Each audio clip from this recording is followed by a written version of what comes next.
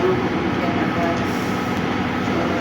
Gusti Sulawesi dan sebagainya. Itu adalah tokoh-tokoh muda atau sudah seperti tokoh-tokoh muda yang pada saat itu intelektual itu artinya apa? Pintar, pendidikannya tinggi, makanya dia dinamakan intelektual karena dia menempuh pendidikan yang cukup lumayan tinggi pada saat itu. Ya, dokter ini dari dokter, terus juga orang kemudian yang lain-lainnya itu yang kayak Soekarno dan sebagainya itu kan intelektual gitu, para intelektual. Di situ untuk Indonesia ini di dalam itu, lalu kecurigaan Jepang ini makin kuat setelah ada beberapa kali pertemuan ya, antara para tadi tokoh-tokoh masyarakat, raja-raja juga, lalu kemudian para pemuda intelektual dan sebagainya itu sering melakukan pertemuan secara tersembunyi. Iya. Nah itulah dia. Lalu kemudian dari situlah mereka itu tahu apa ya, para tokoh-tokoh itu berkumpul untuk melawan Jepang. Sebelum terjadinya perlawanan, tapi sudah ketahuan ada pengkhianat. Pengkhianat itu dari kita. Yang lapor ke Jepang. Nah, sehingga Jepang tahu, langsung ditangkaplah mereka itu. Yang berkumpul di tempat itu tadi, siapa saja, tangkapin semua. Itu mereka dilihatkan secara langsung sama rakyat itu ya, misalnya. Apa ya? Ditontonkan kayak penghabisan mereka atau dieksekusinya itu. Tidak. Dia berkumpulkan di Pontianak begitu sebagian. Sebagian aja dibunuh di tempat jalan atau di apa. Ya, kalau mereka membangkang ya langsung ditembak atau bayonet itu. Kalau nggak disumpuk ini sampai taruh duri itu bawa ke kumpulan di Pasiang Kantor di Sultan. Suruh gali. Penggalinya itu ada ya, tapi itu sekarang nggak bukan. Jadi yang menggali buku itu kalau menggali buku itu kan masyarakat itu. Mereka enggak. Oh iya, menggali buku. Ada beberapa juga dari masyarakat. Tapi mereka nggak tahu itu kondisi menggali itu untuk apa gitu, nggak tahu. Itu mempertemukan siapa semua itu ada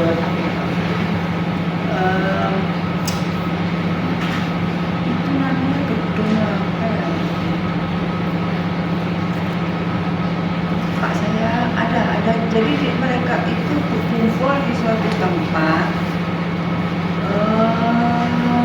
Gedung apa gitu loh. Sebentar, saya lupa sih. Di sini nggak ada disebutkan dia. Intinya, temuan pastinya ya. Ada di suatu tempat. Jadi sebenarnya mereka itu Lawan. melawan ini bukan orang-orang Jepang itu. Kemudian mereka akan meracuni atau bagaimana itu masalah. Cuma ketahuan. Jadi pemimpin Jepang itu mau diracun sama para pemerintah di suatu tempat. Gedung mana guys? Sekarang juga sudah nggak ada ya. Sebentar nanti dicari aja di bukunya ada beberapa buku itu. Di situ dicari. Terang berapa juga? Pas kejadian Itu kalau yang dikumpulkan itu yang dikumpulkan itu kan areanya dari 43 sampai 44. Jadi itu dari mulai tahun 43 itu mereka mulai sudah mengambil orang-orang mencuri dan sebagainya itu. Dan pas pangkalnya, pas besarnya itu yang itu tadi perkumpulan itu tadi.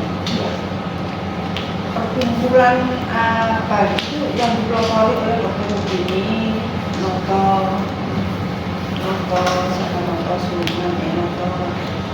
Sujono, lalu ada beberapa tokoh yang lainnya, ya, di situ kan, lalu kemudian ketahuan sehingga karena ada perjalanan terjadi justru malah kita yang ditangkap. Ya. Kemudian door to door itu juga diambilin, terutama raja-raja ya. Jadi mulai curiga gitu, curiga. Ya. Raja-raja yang di seluruh Kalimantan Ya. Barat itu diambil. Itu kenapa mereka ya melakukan kenapa mereka kayak semuanya itu ditangkap misalnya raja-raja, terkuat. Iya. Kenapa mereka juga nih? Kenapa kayak ada yang udah pasti gitu? Kenapa mereka melakukan tangkapan itu? Kan dari awal kan saya sudah bilang kalau Jepang itu menganggap para pemuda itu adalah yang perlu diwaspadai, yang punya duit, kan, dalam bidang ekonomi itu juga perlu diwaspadai. Intelektual yang memimpin organisasi-organisasi itu, kan, yang orangnya vokal itu perlu diwaspadai. Ketiga, yang memimpin wartawan, yang pers itu juga harus diwaspadai. Jadi kan pada saat itu perkembangan pers itu yang di Kalimantan Barat ini ada beberapa koran gitu ya. Pada waktu Jepang ini semuanya dibredel gitu loh. Nah, yang mantan redaktor redaksi ini kan dianggap seseorang yang memang punya potensi untuk memprovokasi gitu loh. Nah, jadi ini kayak jadi dia yang punya yang untuk mendorong semangat masyarakat ini kan harus ada pemimpin, provokatornya itu harus ada kan. Jepang tuh ngomong kayak gitu. Nah, jadi orang-orang yang demikian ini harus dicurigai. Raja itu punya masa, ya kan. Nah, dia menjadikan diri langsung punya banyak masa. Nah, ini perlu diwaspadai dan perlu dibunuh. Iya, benar. Lalu intelektual, pers, pimpinan organisasi. Jadi orang-orang yang memang bisa menggerakkan massa gitu. Orang yang punya duit, ya kan? Orang-orang Cina dan sebagainya kan punya duit. Bisa saja dia membantu orang Republikan untuk memasak. Nah, itulah makanya kemudian satu generasi habis. Jadi ditinggalkan yang piye-piye itu yang kecil-kecil yang di usia SMP ya, SMP ke bawah, SMA ke atas itu sudah yang ini, dan itu dirasa. Dan perlu kalian ketahui bahwa sebelum Jepang ini membunuh itu ada yang namanya tukang foto.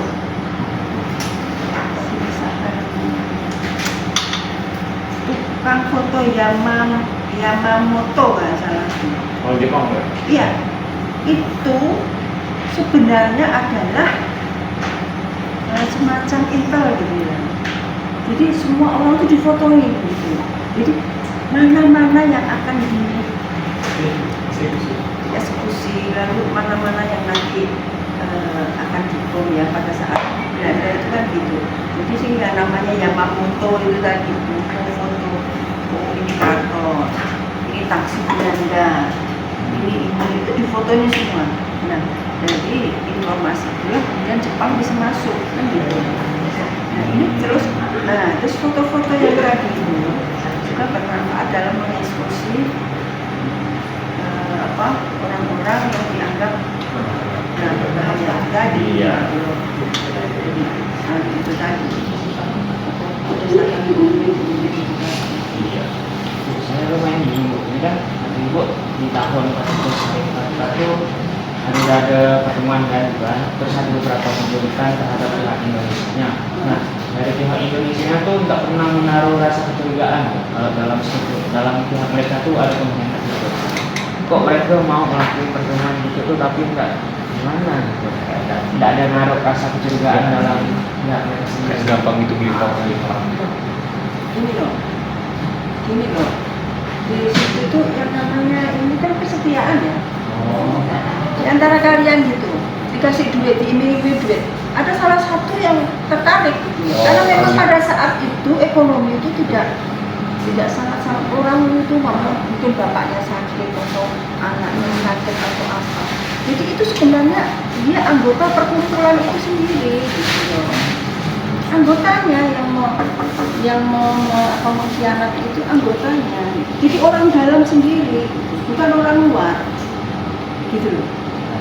Apalagi di sini, orang di Jakarta yang ada apa namanya istilahnya Posisi. kayak PKI itu yang semuanya itu kan pengkhianatnya akan dari dalam gitu, yang kayak Cokro Bilowo itu kan angkatannya si anak buah presiden waktu yang Cokro Bilowo itu pengalaman presiden, kok bisa ikut PKI Iya. Oke. itu kan yang namanya penyusupan itu kan nggak ketahuan gitu. Jadi seolah-olah memang dia itu punya dedikasi, tapi sebenarnya di dalamnya itu punya apa ya pemahaman tentang komunis. Itu kan disusupi oleh kayak gitu. Berarti istilahnya Jadi di dalam tubuh Bilowo itu sudah disusupi oleh namanya itu paham-paham yang kayak gitu. Paham komunis itu kita jangan ini ya. Biasanya sebenarnya paham komunis itu tidaklah jelek. Karena ada beberapa hal yang menurut saya itu bagus gitu loh. Tapi sekarang tergantung kepada orangnya bagaimana menerapkan paham itu. Kalau kita lihat namanya kayak si Tan Malaka ya ada malah tadi kayak gitu. itu kan sebenarnya juga sosialis komunis. Jadi dia punya prinsip dan punya apa ya, punya pemahaman sebenarnya. Jadi paham komunis itu sebenarnya jangan dianggap apa ya semuanya jelek gitu enggak. Cuman gerakan PKI-nya itu Partai Komunis Indonesia itu yang sebenarnya memanfaatkan dari paham-paham itu untuk memberontak kayak gitu. Nah itu juga dengan yang ini kita nih anggota itu kan nggak mungkin kan nggak mau kita apa namanya kita curigai atau apa kamu si A sebenarnya kan kamu itu sebenarnya mata-mata umpamanya. Mana kita tahu kalau dia mata-mata, ya kan? Setelah kejadian kan baru ketahuan, kan gitu kan? Itu satu. Kedua, juga mungkin kesetiaannya ini diuji gitu loh. Artinya apa? Dalam biasanya itu orang tertarik karena ekonomi, karena kepangkat ekonomi, dalam kondisi sebagainya itu bisa jadi karena pada saat itu memang kondisinya sangat-sangat tidak bagus dan memang miskin gitu loh. Pakai baju ya aja nggak ini gitu, baju kain aja nggak terbeli gitu, sampai pakai karung-karung di tempat beras itu bekas beras itu, karung beras itu dipakainya untuk baju. Ya, berarti kan kondisi saat ya bisa saja karena pengkhianatnya itu dari situ kan. Ya, jadi benar. dari anggota itu. Jadi kita nggak apa ya menurut saya dimanapun juga itu pasti ada pengkhianat. iya. Sekarang gini, apa ya partai politik di Indonesia. Jadi maksud saya gini, kalau Anda tuh belajar sejarah itu akan tahu dulu partai politik dulu hanya 3, lalu berkembang menjadi banyak. Ada yang kurang juga. Akhirnya lagi berkurang. Ini nanti akan berkurang lagi gitu. Kita sudah tahu bahwa polanya gitu. Ini mulai tahun 1950 itu dengan kondisi partai politik yang sampai berapa sampai itu sama dengan kondisi pada saat pemilu berapa tuh yang partainya banyak amat itu SBY ya. SBY ya. Zaman Pak SBY sama Soeharto itu kan 3. Nah, artinya apa? Ini kita tahu polanya. Harus banyak gimana sedikit ragu-ragu mau lagi ketemu. Kita kan tahu. Jadi kalau belajar jalan itu coba terapkan di masa kini. Pantauan kita itu di masa lalu gitu. Tapi polanya itu bisa terjadi di masa sekarang. Itu sebenarnya kelebihan dari. Jadi bukan kita paranormal, tapi ini memang apa ya, manusia itu kan dinamis ya, dan selain dinamis itu dia punya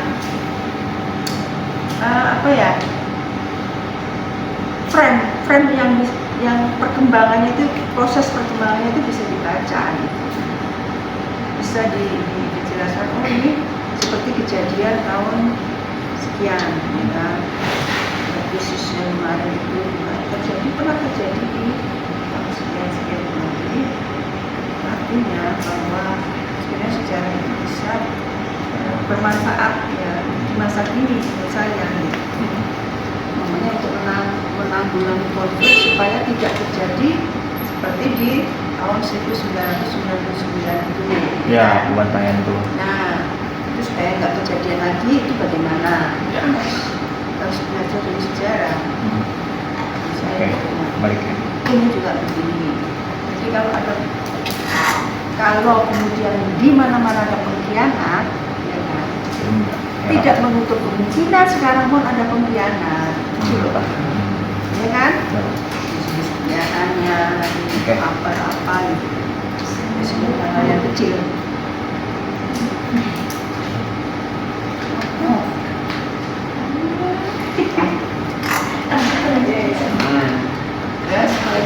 Nah, berarti pada masa puncaknya gimana, Bu? Maksudnya itu 28 Juni. Jadi dikuburkan di Pongkiang Mandor, lalu dibunuh, terus dikubur massal. Benar. Nah,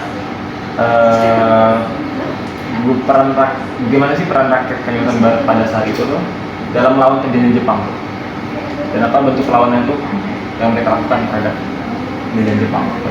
Perlawanannya itu pertama melalui organisasi ya, tapi organisasi pada saat itu bukan hanya satu aja organisasi yang dibentuk oleh Jepang, yaitu Nishikai. Tapi kemudian ada pembanding ya, ada penyeimbang itu PAB dan satunya lagi masalah Paredran. Itu lalu diizinkan oleh Jepang pada saat itu. Jadi pada saat Jepang itu kita melawan Jepang itu secara sembunyi-sembunyi. Gitu. Kalau nggak sembunyi langsung ditangkap, langsung dibunuh, ya kan? Ya itu. Jadi terjadi beberapa pemberontakan ada di waktu Jepang itu. Melalui mangkok merah dan sebagainya itu ada di beberapa tempat, tapi pemberontakan itu kan sifatnya sporadis ya, artinya kecil gitu. Langsung itu di setiap wilayah itu dia Jepang itu dipimpin, apakah setiap wilayah itu dipimpin oleh ketua masing-masing itu atau gimana Bu Jepang itu? Masing-masing wilayah itu dia ada kan, komandannya. Jepang itu kan punya pemerintahan. Pemerintahan itu ada yang Junju, yang begitu-begitu. Itu ya. Ada tulisan saya itu ada. Jadi pada saat melalui sistem politik Jepang itu terbagi ini. Mbak Ika, aku minta tolong itu Mbak Ika, buku sejarah yang Pontianak Mbak Ika, yang Pak Bani ya, Pak Hasan ya. Nah, itu di masa Jepang itu ada sistem pemerintahan yang dipimpin oleh goju itu apa istilahnya itu? Berarti pemberontakan itu rakyatnya, warganya Kalimantan Barat dan Dewasa itu dia membunuh satu persatu berarti wilayahnya. Gimana?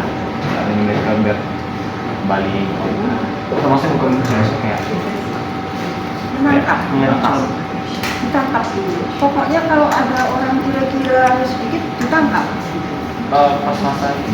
Ini kok kolonial yang itu, yang kota saya itu, ini kok masa kolonial. Yang kota itu, yang Pak sama orang lain juga itu. Bukan, sejarah kota Pontianak, pemerintahan kota Pontianak. Nah, di situ ada.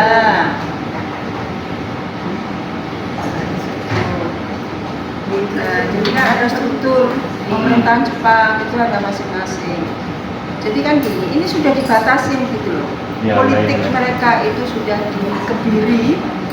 Jadi mereka organisasi itu kemudian dileburkan menjadi satu di badan Kimishinkai itu tadi.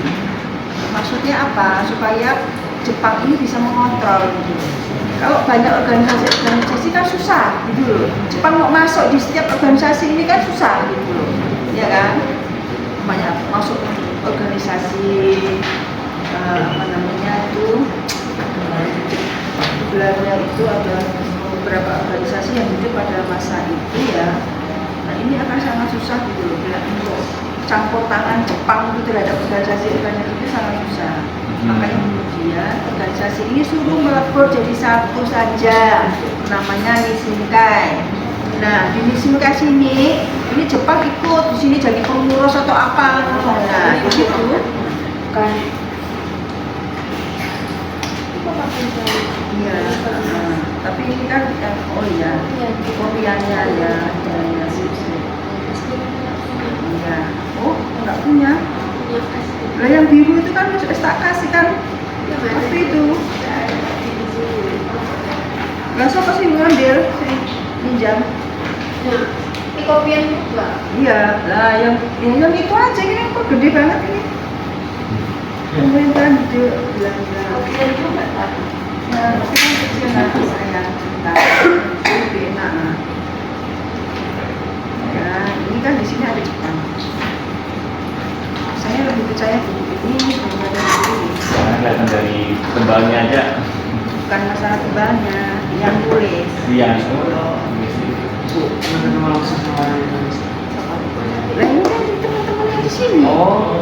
Tulisan teman-teman ini bekerja sama dengan Pak Bahari dengan kota. Jadi wali kota itu memberikan kepercayaan pada kita untuk membuat sejarah kota. Dan ini berdasarkan arsipnya saat bergabung ini. Belanda semua. Ini mana ada? Cuma foto-foto yang ini aja. Bisa beda Jelas berbeda secara pengumpulan data sumber ininya lain, sumber pustakanya itu. Sumber itu kalau kamu membaca buku terutama sejarah itu belakangnya yang harus kamu tahu. Belakang ini yang harus tahu. Dari mana dia sumber? Ini sumbernya dari arsip-arsip semua ini. Ini karena apa? Ini sumber asli. Arsip itu dianggap sumber asli, sumber otentik. Dari kalkulasi sejarahnya. Ya, meskipun ini arsipnya arsip Belanda, tapi pada saat itu Belanda kan menulis setiap dia pergi kemana, menulis perjalanan dinas dan sebagainya. Dan itu tidak pernah dilakukan orang Indonesia. Nah, satu-satunya arsip yang bisa kita temuin pada saat itu ya hanya arsipnya Belanda itu. Tapi kita harus tahu gitu loh, memandang arsip Belanda itu bukan pandangannya Belanda. Belanda mungkin terjadi pemberontakan di sana. Kita menganggap ini bukan pemberontakan, tapi perjuangan. Jadi cara pandang kita harus terbalik dengan Belanda, meskipun kita pakai arsip Belanda. Jadi di sini ada pemerintahan Jepang. Nah, pendudukan Jepang nih. Pendudukan Jepang ini kegiatan perekonomiannya bagaimana, kegiatan pendidikannya bagaimana, kehidupannya bagaimana. Nah ini aksi pergolakan penangkapan dan pembunuhan. Dan di sini nih Anda bisa membacanya secara ini ada di gedung mana itu ada. Saya ini ada disebutkan di sini. Dan ini wawancaranya juga dengan sekarang udah meninggal orangnya. Dia menjadi pelaku juga di situ. Jadi itu juga ada. Nah, dia waktu itu masih kecil. Oh. Jadi dia tahu bapaknya. Bapaknya ditangkap. Juga itu tanpa tahu itu. Iya. Bayang kejadian itu. Iya, bayangkan lah bapaknya ditangkap.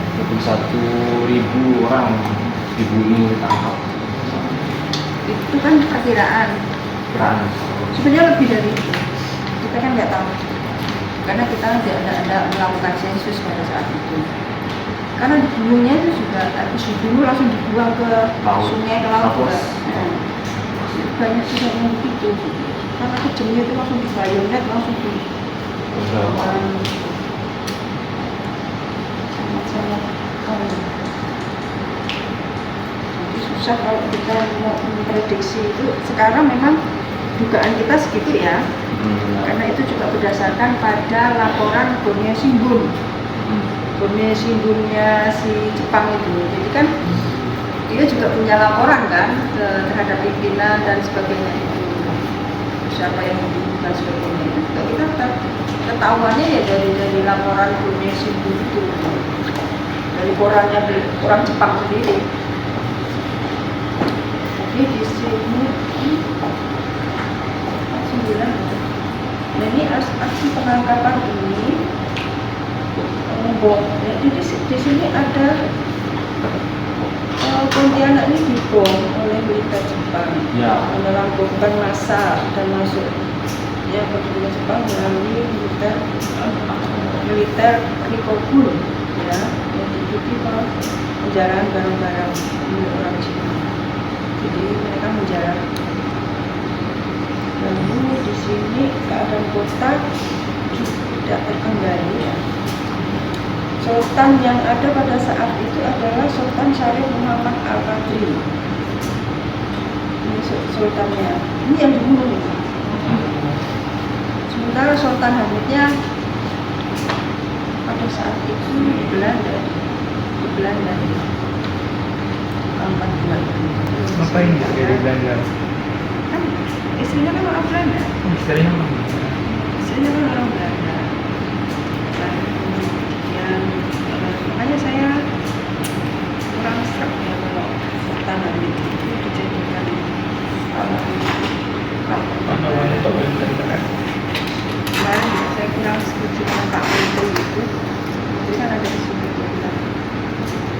karena itu bisa karena menurut saya apa ya, masukan dari Pak Menteri itu masih bakal artinya untuk memahami secara keseluruhan bagaimana sebenarnya situasi yang terjadi pada saat itu. Jadi ya baca saja kalau kemudian Pak Menteri itu melihatnya hanya pembukaan saja. Jadi dianggap burung Garuda itu kan memang ciptaannya, salah satu ciptaannya Sultan Hamid ya, burung Garuda itu. Sebenarnya ada banyak burung Garuda pada saat itu karena itu dilombakan gitu loh. Muhammad Yamin satu kan, sekarang yang ditampui adalah si Muhammad Yamin. Tapi dalam kenyataannya sih sebenarnya Sultan Hamid ini juga punya burung gitu. Dia punya ide burung itu, lambang negara itu, dan dia itu inspirasinya dari lambang burung yang ada di Sintang. di Kerajaan Sintang itu dia punya burung sebagai lambang Kerajaan Sintang. Burungnya itu memang tidak mengepak gini, tapi burungnya gede gitu untuk saya pernah lihat juga kan. Inspirasi Sultan itu dari situ. Yang digunakan dan ternyata yang diakui adalah yang nah, menurut sket-sketnya itu memang Sultan Agung itu ada yang mengikat burung perbedaan sebagai merek. Dan kalau saya kalau saya setuju ya Sultan Agung itu sebagai terus lambang Garuda itu saya setuju, boleh dikasih penghargaan karena memang dia karyanya ada. Tapi kalau kemudian muncul sebagai pahlawan nasional harus perlu diperhitungkan apa jasanya terhadap Indonesia, bagaimana dia berjasa orang melawan Indonesia ini. Delegasi Indonesia ini delegasi Belanda, dia masih di sini. Bagaimana dikatakan seperti apa? Cuma ini, menurut saya sejauh lah, kecuali mungkin nanti orang-orang yang menilai di atas itu sudah gini loh. Setiap generasi ini punya memori sendiri-sendiri. Kalau memori seperti saya, ini memang memorinya itu masih bisa dikatakan agak kolot. Tapi kalau nanti kalian yang mau jadi bahan pemimpin itu dia memorinya tuh lebih dangkal gitu loh. Karena Anda kan mendengar dari nenek moyang, jadinya ibaratnya kalau kita membisikin ini sampai situ sudah lain toh? Ya coba kamu ini bisikan ke sini sampai situ sudah lain gitu loh. Nah itu memang wajar ya untuk manusia, memang ya begitu gitu kan. Ya, jadi apa yang diomongkan di sini akan berbeda dengan yang di situ. Nah, itu aja sih secara gampangnya gitu loh. Nah, sekarang setelah generasi saya dan kemudian ini kemungkinan kedepannya mungkin 10 tahun atau 20 tahun yang lalu yang akan datang mungkin saja karena ini akan tidak tahu juga kan, tergantung pada kalian semua yang menilainya bagaimana. Dan di sini sudah dibukakan ya. Kalau Anda mau membaca di sini, ini banyak sekali tokoh-tokohnya. Dan di sini ini ada para anggota Nisinka, itu kebanyakan dari anggota Nisinka ini yang dibunuh di eksekusi ini. Karena memang orang pergerakan itu masuk di situ semua gitu loh. Para tokoh pemuda yang dibubarkan militer Jepang itu memanfaatkan Nisinka ini sebagai dukungan. Jadi gini, dikiranya Jepang itu saya membentuk Nisinka ini bisa dikendalikan, ternyata nggak bisa karena di dalamnya itu para pemimpin organisasi itu lebih pengalaman gitu loh ini. Jadi justru melalui Nisinka itu mereka gunakan untuk memberontak terhadap Jepang itu hanya di situ. Perjuangannya melalui ini karena yang diakui kan cuma ini. Oke, kita terima saja. Tapi di dalamnya itu mereka secara diam-diam memberontak terhadap induknya itu tadi. Ya.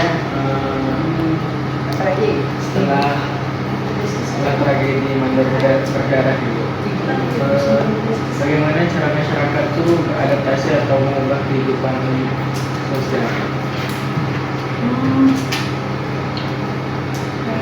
Pada saat itu Mandar berdarah ini kan suasana jadi mencekam. Suasana itu jadi mencekam, mereka itu takut. Kan takut dibunuh, takut ditangkap, orang melarikan diri semua kan. Ada yang keluar ke Jawa, ada yang melarikan diri ke Jawa, menyelamatkan diri. Karena kalau ketahuan pasti ditangkap. Bisa berdasarkan mata-mata. Jadi Belanda ini, Jepang ini punya mata-mata. Oh si A, si B, si C, itu orangnya gini. Nah, berdasarkan mata-mata ini juga. Jadi banyak yang melarikan diri. Terus masyarakat kan juga tidak berani keluar rumah. Suasananya terjadi pada saat itu. Dan karena penangkapan ini lalu kemudian mereka dihukum jadi mereka juga nggak tahu, masyarakat di sekitar situ nggak tahu kalau itu pembunuhan massal Jepang gitu.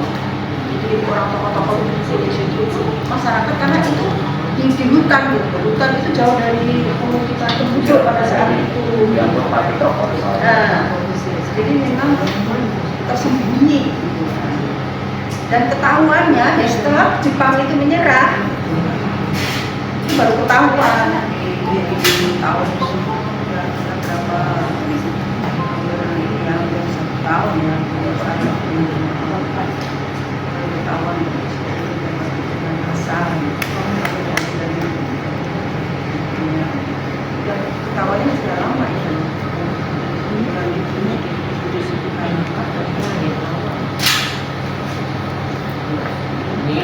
Tragedi Manado ini kan merupakan salah satu peristiwa yang paling besar daerah Barat ini. Pastinya kan ada juga film itu. Nah di situ tuh kalau saya dari internet tuh belum terlalu jelas kapan dibangunnya makam Yongan itu sebagai monumen dan kapan diresmikan itu belum terlalu jelas Bu, karena informasi di internet itu terlalu sedikit. Boleh tahu kapan Mas? Itu pada masa gubernur siapa? Yang Jawa itu gubernur siapa? Coba dicari di buku deh, di sini deh. Pak Sujiman ya kalau nggak salah ya. Sujiman kalau nggak salah. Ada Sujiman itu gubernur Sumatera Barat. Ada di Sujiman kalau nggak salah. Pada masa itu gubernur Mandor itu kan. Jadi kalau nggak salah itu Mandor itu di tahun 19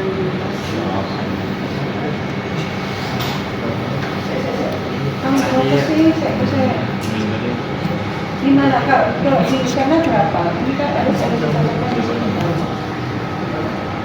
Kemudian malah itu, ini dek, perundingan itu dan pertemuan itu secara rutin di gedung Medan Sepakat. Laundry Bag nomor 16. Sekarang di mana itu? Medan Sepakat itu. Dulu tuh namanya kan Laundry Bag bahasa Belanda nomor 16. Nah, di pertemuan tersebut akhirnya disepakati kalau untuk membebaskan diri dari kekuasaan Jepang maka perlu dibentuk pemerintahan sendiri. Nah, mereka itu sebenarnya berkumpul untuk untuk melakukan diskusi atau menyetujui untuk membuat pemerintahan sendiri yang selanjutnya disebut Negeri Penduduk Borneo Barat. Ini rencananya begitu. Ini dalam rencananya begitu. Tapi sebelum terjadi, nah itu tadi, guna semangat perjuangan digunakan istilah spiro. Artinya bergerak selagi bernafas. 69 orang anggotanya.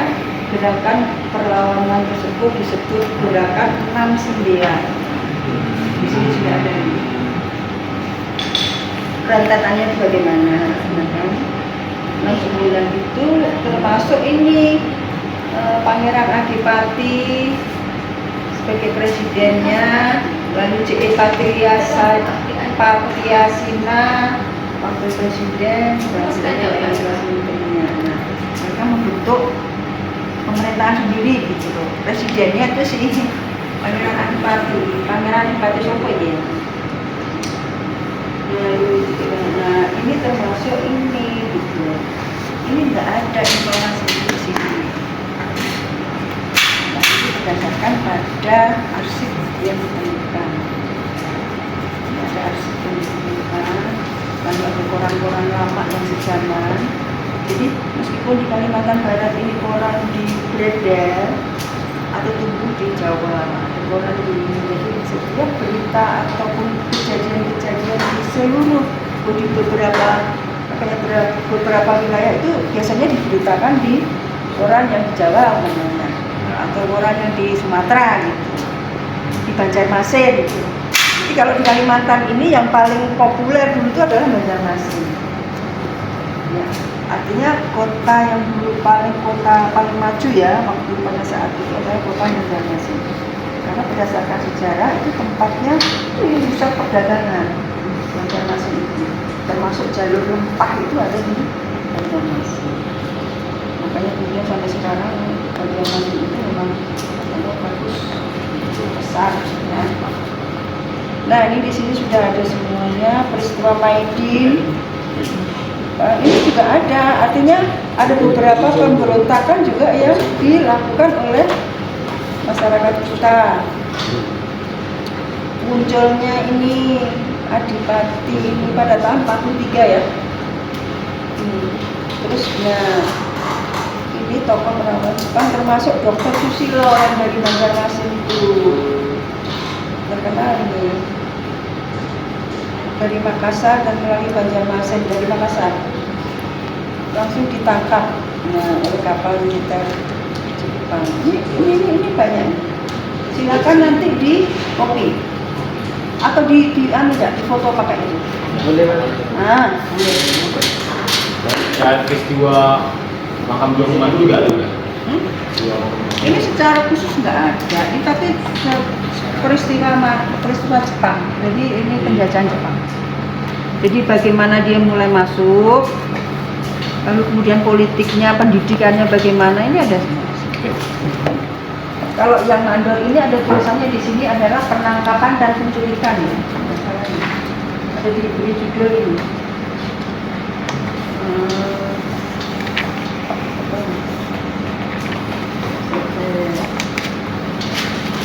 Nah ini ada aksi pergolakan, penangkapan dan pembunuhan. Nah ini khusus kayaknya untuk Mandor. Ya, silakan saja. Ya, apalagi? Ini kok ini kelompok 1 aja, yang kelompok 2 pertanyaannya mana? Ini saya kelompok. Oh, kelompok 2. Ini dampingan. Oh iya. Katanya gabung. Mungkin ada yang lain yang mau bertanya supaya tidak ngantuk. Nah, ini abang ini ngantuk. Ada. Ini kan. Bu, terakhir Bu. Menurut pandangan ini sendiri lah Bu, mengapa makam Juang Mandor ini sangat penting untuk dipertahankan? Itu sakit Sebenarnya bukan dipertahankan ya. dilestarikan atau sebagainya. Ini loh. Lembaga. Kan makam Mandor itu kan tempat makamnya para pejuang yang sudah berjasa di Kalimantan Barat ini, ya kan?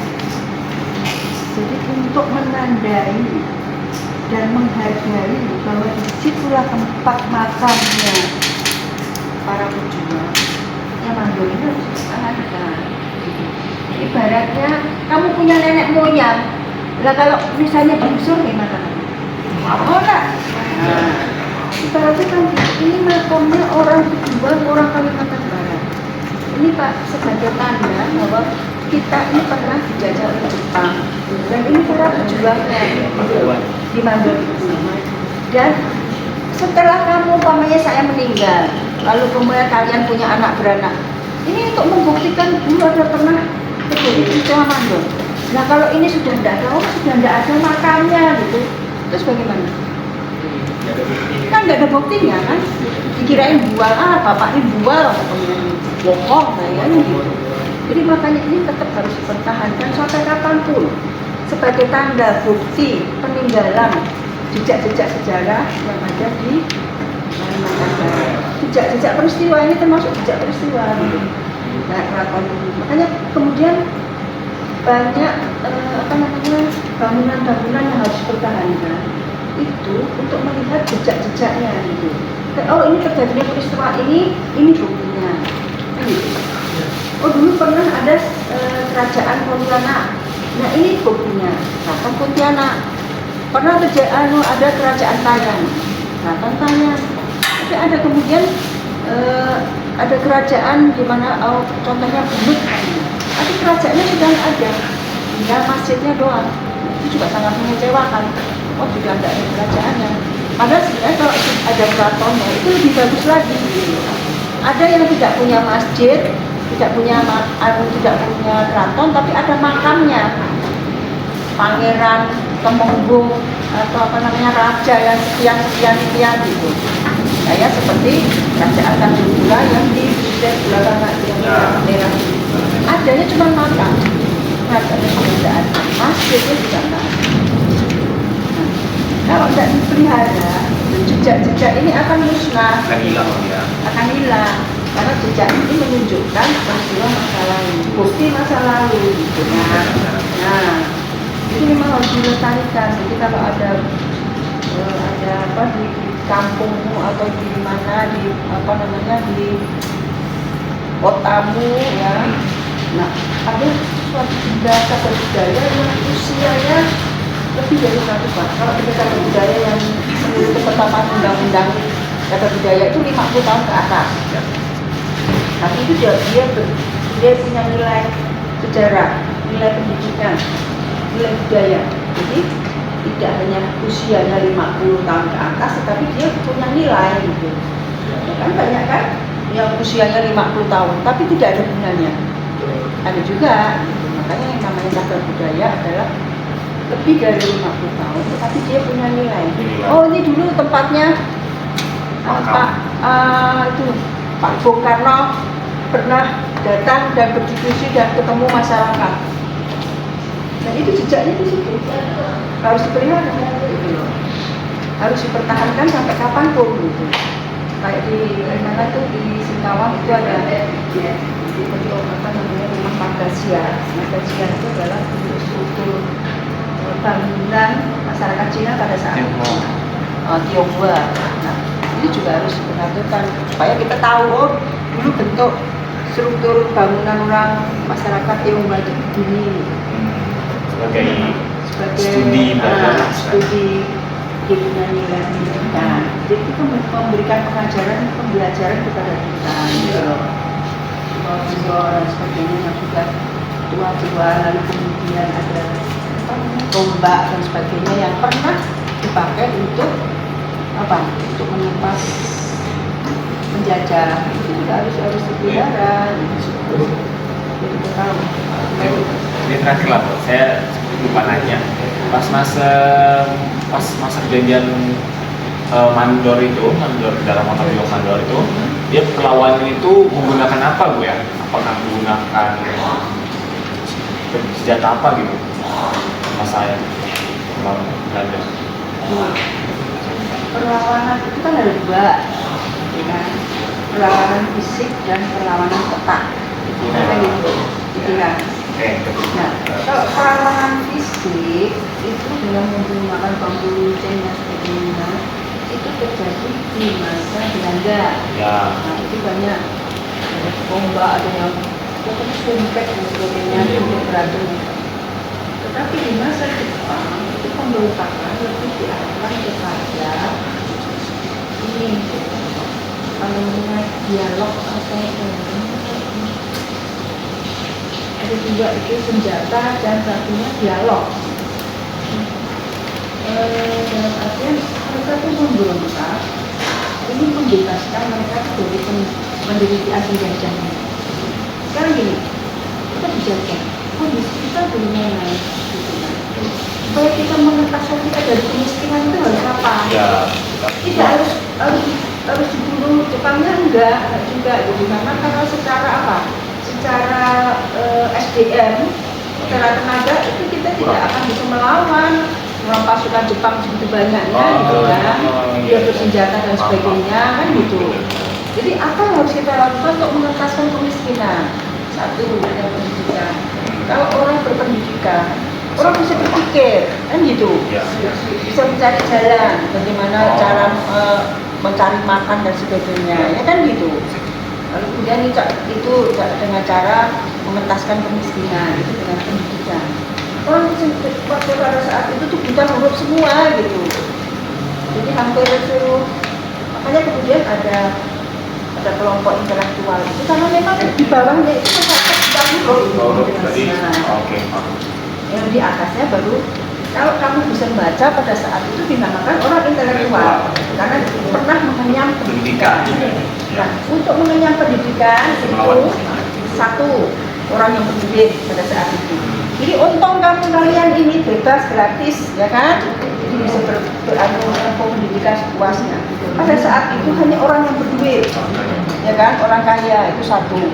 Orang kaya pun tidak punya akses kalau dia tidak punya kuasa. Itu zaman dulu kan gitu. Zaman Belanda itu harus orang bangsawan.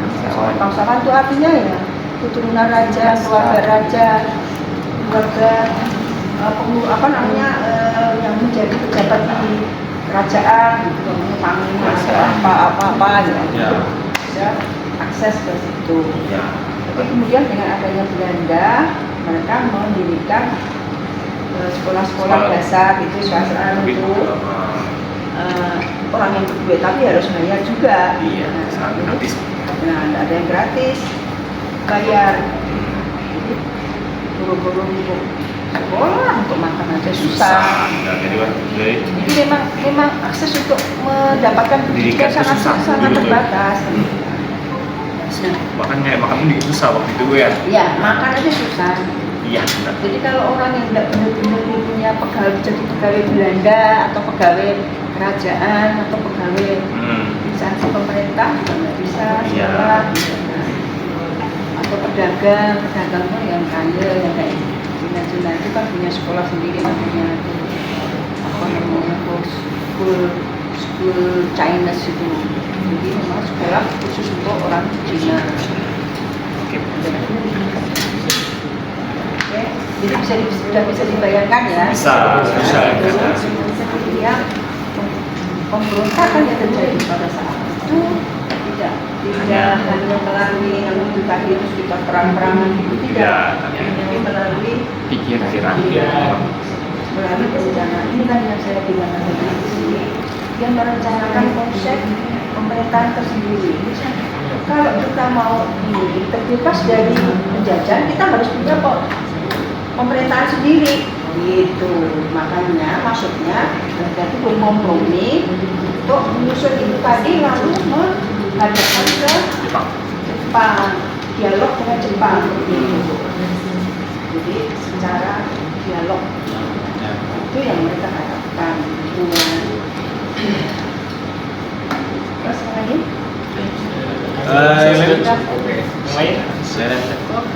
Ya cukup lah. Oke, rasanya ini sudah cukup kali ya. Mungkin dari Ibu sampaikan udah cukup jelas dari kami. Kami sudah kasih kami gambaran yang jelas. Terus saya mau nanya ya, ini udah pernah ke Makanan belum? Dulu pernah saya dulu dari sama. Bagaimana Anda bisa membayangkan?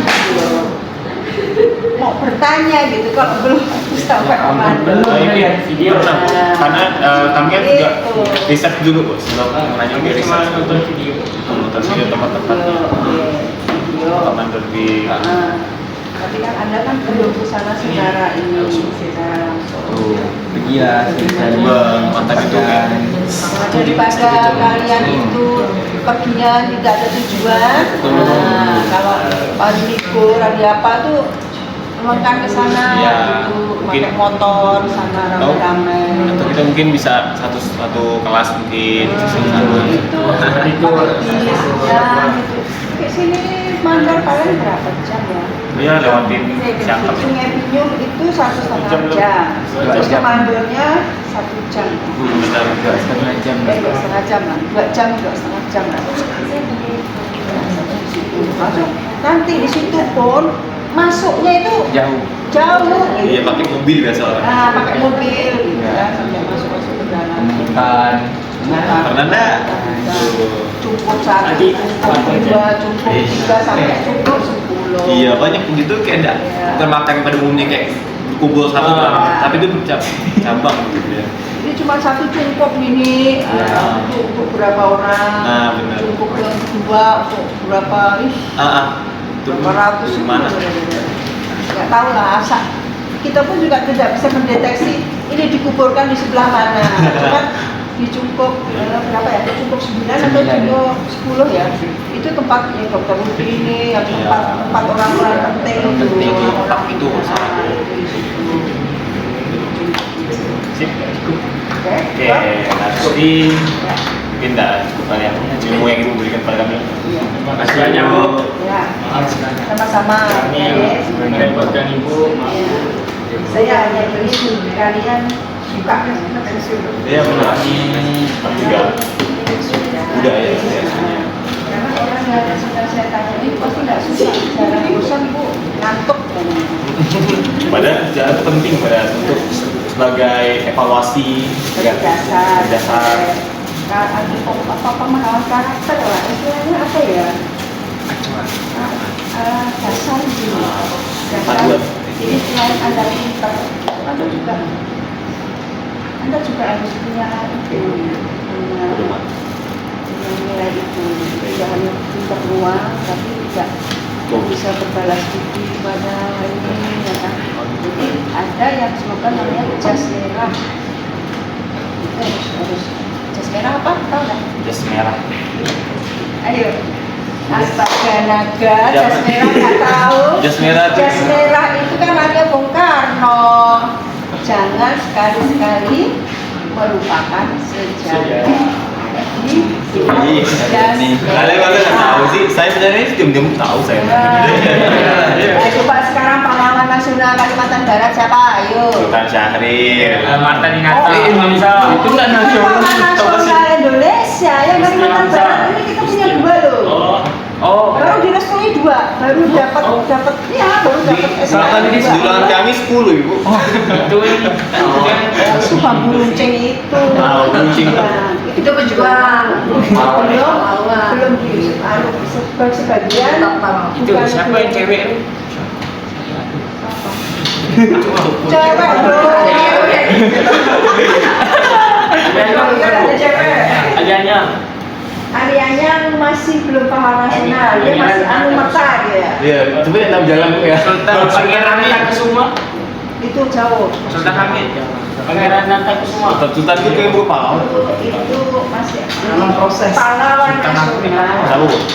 Kalimantan Barat. Nah, Rubini. Oke. Ini yang kemarin tahun 2024 itu ya, 2024. Spanyol. 2023 dapat sudah dapat ininya, sertifikatnya. Terus ini, satunya lagi. Spadio. Ahmad Yani. Pangeran Ahmad Yani. Kacau yuk. Jadi video di sini. Pangeran Tembung Setia Pahlawan. Oh. Tahu nggak? Saya jawab di ulangan itu kan? Iya. Nah, itu yang pertama. Yang kedua adalah dokter.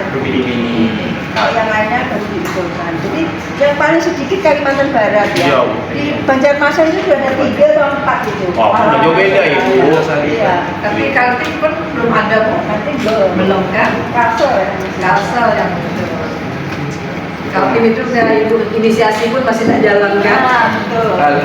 Makanya inisiasinya kalian. Terima kasih banyak. Mungkin kita bisa dokumentasi foto sama-sama Bu. Iya. Ada ya latarnya ini. Itu namanya siapa pada disebutin? Dari sini. Selatan. XT.